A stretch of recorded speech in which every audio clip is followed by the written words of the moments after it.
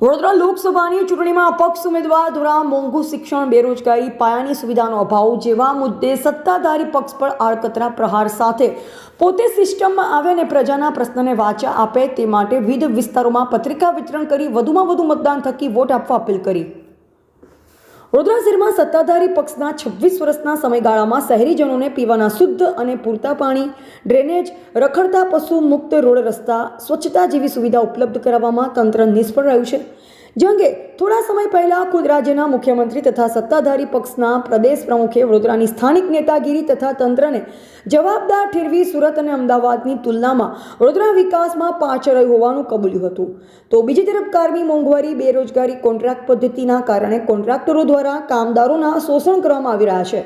શાળાઓ પોતાની મનમાન્યા ચલાવી રહ્યા છે અને સરકાર એફઆરસીના નિયમનું ઉલ્લંઘન કરી રહી છે, જેના કારણે શિક્ષણમાં ઉઘાડી લૂંટ ચાલી રહી છે। શિક્ષણ મોંઘું થયું છે, આવાસોમાં ભ્રષ્ટાચાર ચાલી રહ્યો છે, જરૂરિયાતમંદ લોકો રહી જાય છે અને ભ્રષ્ટાચારીઓ પોતાના સ્વાર્થ સાધી રહ્યા છે। રાંધણ ગેસના ભાવો આસમાને પહોંચ્યા છે, ત્યારે અગાઉ સત્તાધારી પક્ષના હાલના કેન્દ્રીય મંત્રી દ્વારા શહેરના ગાંધીનગર ગૃહ ખાતે સિલિન્ડર માથે લઈ વિરોધ કર્યો હતો।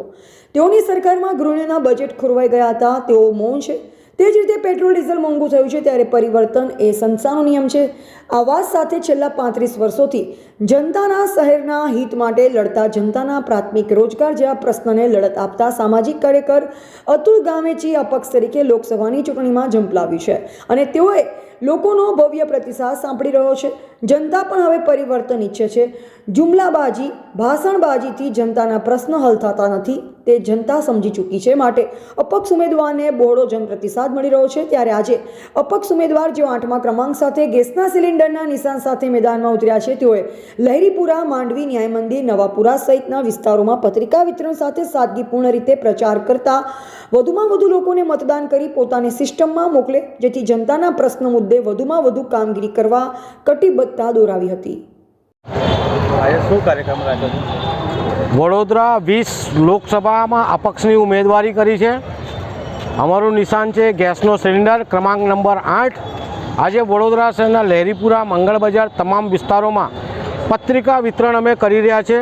લોકો સુધી મેસેજ આપી રહ્યા છે કે અમારો નિશાન સિલિન્ડર છે ક્રમાંક નંબર 8 છે। સાથે છેલ્લા 35 વર્ષ સુધી જે કામ કર્યા છે એ કામો પણ અમે એમ જણાવી રહ્યા છે। જે કામો કર્યા છે હજુ પણ અમે કામો કરતા રહીશું। સિસ્ટમમાં જવા માગે છે, સિસ્ટમમાં જઈને સારી રીતે કામ થાય તેના માટે ઉમેદવારી કરી છે। વધુમાં વધુ મત મળે તેવા અમારા પ્રયાસ છે।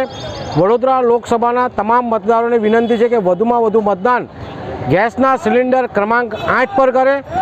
સાથે જે રીતના મોંઘવારી, બેરોજગારી, ભ્રષ્ટાચાર, મોંઘું શિક્ષણ થઈ રહ્યું છે એની સામે પણ અમે લડત આપી છે, આપતા રહીશું। વડોદરા શહેર સંસ્કારી નગરી, મચ્છર નગરી, વડોદરા શહેર ખડોદરા બની ગયું છે। માનનીય મુખ્યમંત્રી સાહેબ ટકોર કરી ગયા છે, અમદાવાદ આગળ, સુરત આગળ, વડોદરા પાછળ કેમ, CR પાટીલ સાહેબ ટકોર કરી ગયા। આ તમામ વાતો સાંભળીને અમારા મગજમાં પણ વાત છે કે વડોદરા શહેરના વિકાસ માટે આપણે સિસ્ટમમાં જવું પડશે અને સિસ્ટમમાં જવા માટે આજે અમે જે ઉમેદવારી કરી છે, ઉમેદવારી કર્યા બાદ આજે અમે પ્રચાર અર્થે આવ્યા છે। સાથે વડોદરા શહેરના લારી, ગલ્લા, પથારા તેમજ જે આવાસ યોજનાઓ છે, સાથે અન્ય જે પણ મુસીબતો છે, રોડની હોય, પાણીની હોય, ડ્રેનેજની હોય, તમામ માટે લડતા રહીશું। મતદારોને અમારી વિનંતી છે કે વધુમાં વધુ મતદાન કરે, ગેસના સિલિન્ડર પર મતદાન કરે, ક્રમાંક નંબર 8।